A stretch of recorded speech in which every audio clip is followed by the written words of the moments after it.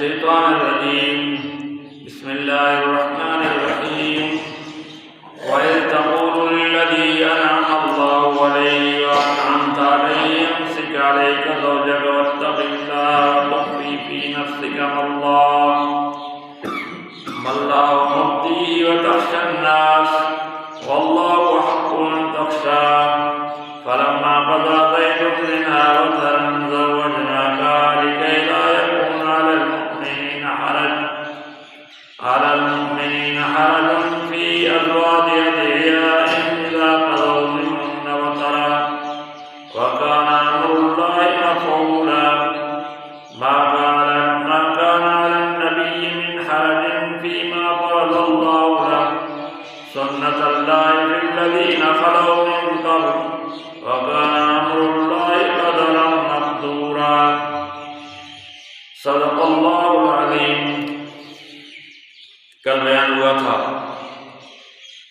کہ نبی اکرم صلی اللہ علیہ وسلم کے منہ بولے بیٹے حضرت زید کا نکاح نبی اکرم صلی اللہ علیہ وسلم کی پھوپھی کی لڑکی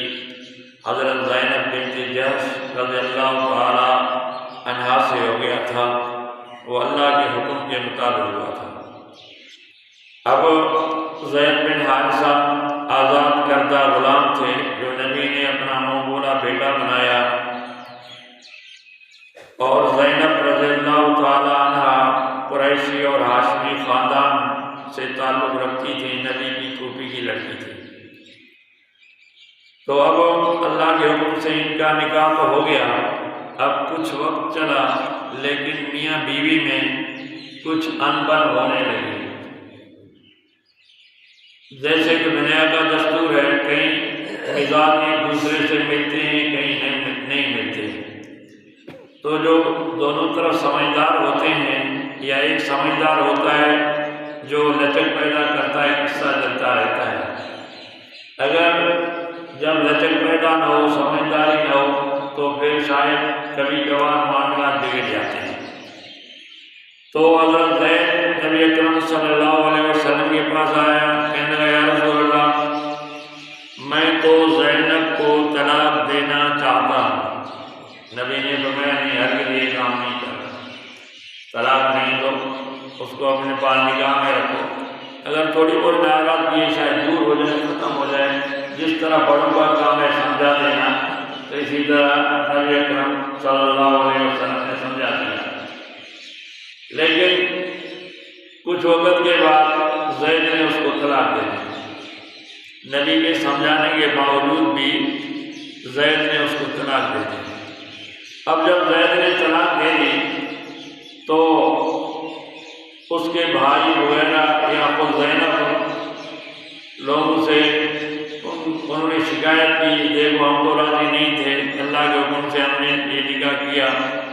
لیکن پھر اس نے یہ طلاق کا داغ بھی لگا دیا۔ ویسے طلاق اللہ کو پسند نہیں ہے، لیکن جب کوئی نہ چل سکے کسی بھی وجہ سے، کسی بھی طریقے سے، جب نکاح نہ ہو سکے،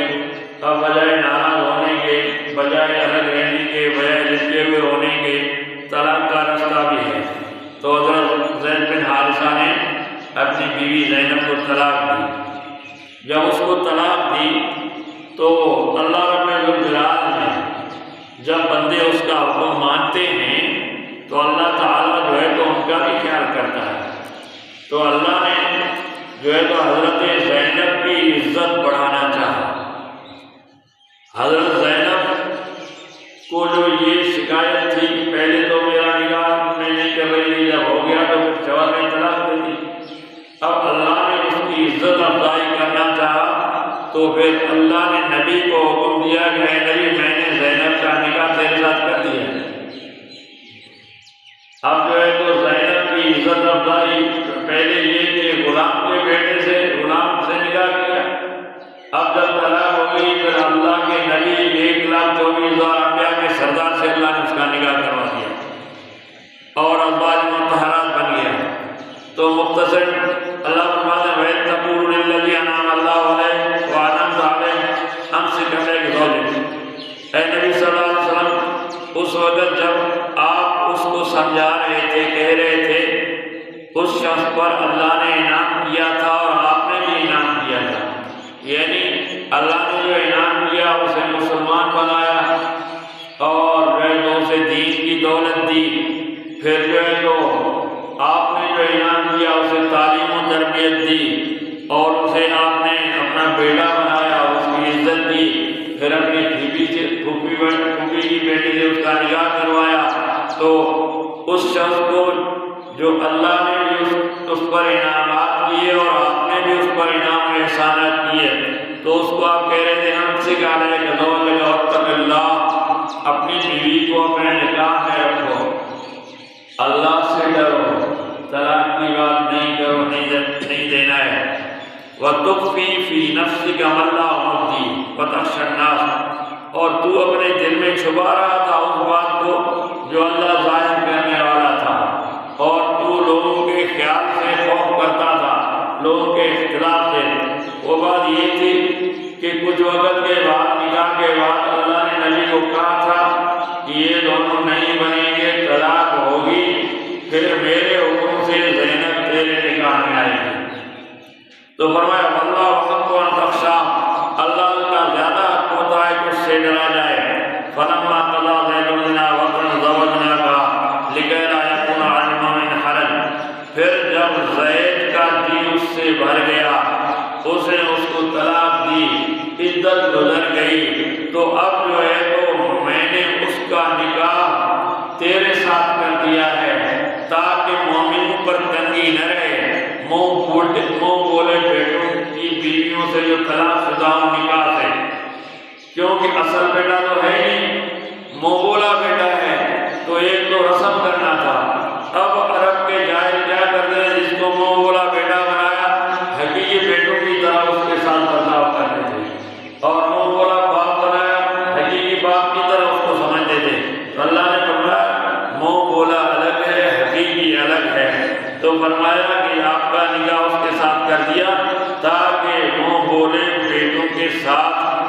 ان کی بیویوں کے ساتھ نکاح کرنے میں طلاق کے بعد کوئی حرج نہ ہو۔ وَكَانَ أَمْرُ اللَّهِ مَفْعُولًا، اللہ کا حکم ہوتا رہتا ہے، جو اللہ حکم کرتا ہے وہ ہوتا ہے، اور تاکہ اللہ تعالیٰ نہیں چاہتا کہ نبی پر کوئی تنگی ہو، اللہ نے جو فرض کیا وہ پورا کرو، اللہ کی جو سنت ہے دین کے لیے، اور جو پہلے سے چلا آ رہا ہے، جو اللہ کے احکامات نبی سناتے رہتے ہیں، وہ صرف اللہ سے ڈرتے ہیں، لوگوں سے نہیں ڈرتے ہیں، تو جو ہے تو آپ بھی اسی پر چلو۔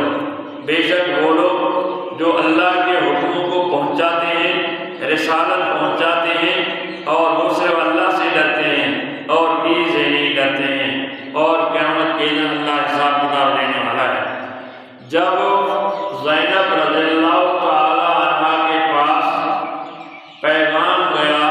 نبی اکرم صلی اللہ علیہ وسلم کا عدت کے بعد کہ زینب نبی آپ سے نکاح کرنا چاہتے ہیں اور یہ اللہ کا حکم ہے، آپ کا کیا خیال ہے؟ اس نے جو ہے تو وہ مصلی بھی تھی اور وہ پھر نفل پڑھی، اتنے خوش ہوئی کہ آج کل کے حساب سے لاکھوں کے سونے کے زیورات اس کے کانوں میں تھے، بدن میں تھے، وہ سارے اس نے خیرات کر دیے خوشی میں کہ میری اتنی بڑی عزت ہو گئی کہ نبی مجھ سے نکاح کرتا ہے، تو پھر جو ہے تو اللہ نے اس کی عزت افزائی کی، اور اللہ کسی کو نہیں چھوڑتا، جو اللہ کے حکم کو مانتا ہے اللہ اس کی دنیا میں بھی عزت بڑھاتا ہے، آخرت میں بھی بڑھاتا ہے۔ وآخر دعوانا